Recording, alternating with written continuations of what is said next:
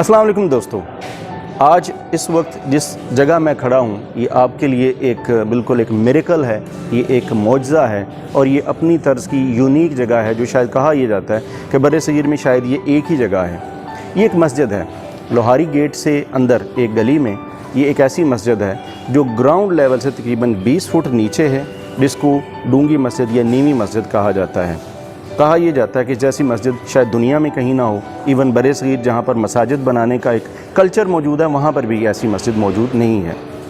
इस मस्जिद के बारे में रिवायत ये है कि ये लोधी के दौर में, लोधी जो डायनेस्टी है, जो सल्तनत थी, उस दौर में ये जो मस्जिद है ये तामीर की गई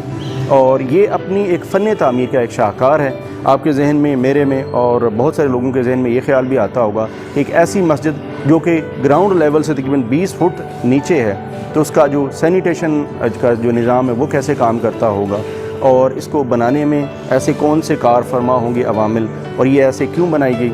इसकी आर्किटेक्चर के बारे में, इसकी तारीख़ के बारे में मैं चलिए आपको थोड़ा डिटेल में बताता हूँ।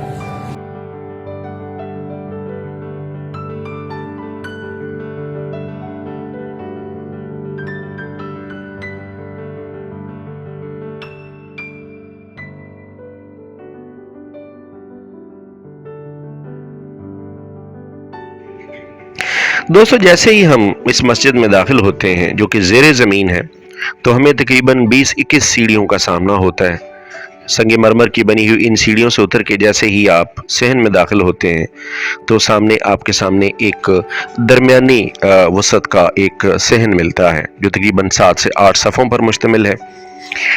एक अच्छा साफ़ सुथरा सहन। उसके बाद आपको एक हॉल मिलेगा मस्जिद का। मस्जिद का हॉल जो है वो कोई बहुत ज़्यादा बड़ा नहीं है, 3 से 4 सफ़ों का वो एक हॉल है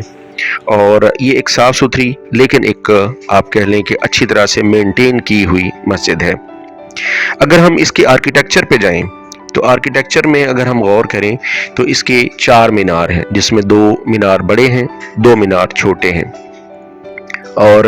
ये इन मीनारों की और इस मस्जिद की साख्त बताती है कि जिस दौर में ये बनाए गए उस वक्त का आर्किटेक्चर जो हिंदुस्तान का एक ख़ास तर्ज़ तामीर था उसका रंग लिए हुए है। इस मस्जिद को हम जो तारीख़ी मस्जिद कह रहे हैं या हम इसको तारीख़ी मस्जिद समझते हैं तो उसकी वजह ये है कि ये मस्जिद 15वीं सदी में बहलोल लोधी के दौर में ये तामीर की गई थी और इसका ज़ेरे ज़मीन होना इस बात की एक और भी दलील है कि ये ऐसी रिवायात मौजूद है कि उस दौर में जो मजहबी मकामात होते थे उनको ज़ेरे ज़मीन या ज़मीन के लेवल से काफ़ी नीचे बनाया जाता था। अगर हम उस दौर के मजहबी मकामात जैसे किसी मंदिर या गुरुद्वारे को देखें तो वो भी इसी तरह से काफ़ी सीढ़ियाँ नीचे उतर के तो आपको नीचे ज़मीन के लेवल से नीचे बने हुए नज़र आते हैं। एक रवायत जिसकी तस्दीक नहीं हो सकी वो ये कि ये भी कहा गया कि ये मस्जिद जो है ये शायद किसी मजहबी मंदिर की छतों के ऊपर या उसके जो खंडरात थे उसके ऊपर बनाई गई, लेकिन इसकी कोई हमारे पास ऐसी तस्दीक नहीं हो सकी।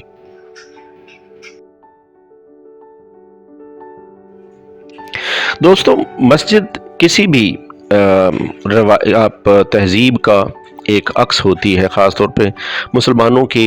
जो तहज़ीब है उसका एक गहरा अक्स आपको मस्जिद की फ़न तामीर में और वहाँ की माशरत में नज़र आता है।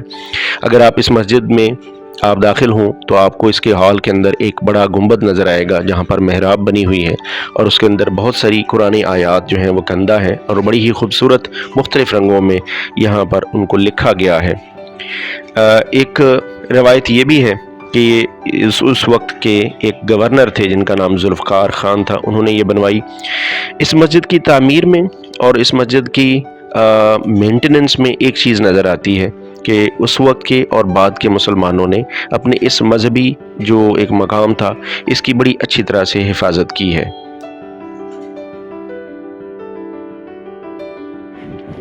और अब आइए इस मस्जिद के सबसे बड़े हैरान कुन जो पहलू है उसकी तरफ कि जब आपको ये पता हो कि ये मस्जिद ज़ेरे ज़मीन है और ये मस्जिद ज़मीन के लेवल से तकरीबन 25 फुट नीचे है, तो ये जहन में आती होगी कि यहाँ पर पानी का इंतज़ाम किस तरह से मेंटेन किया गया होगा। आपको ये जान के हैरत होगी कि जब हमारी बात हुई और हमने इसको मस्जिद को बड़ी गौर से देखा, हमारी इसके पेश इमाम और बाकी जो मकामी लोग थे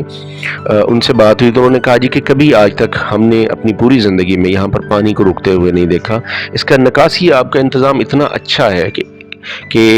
जो वज़ू का पानी है वो सारा का सारा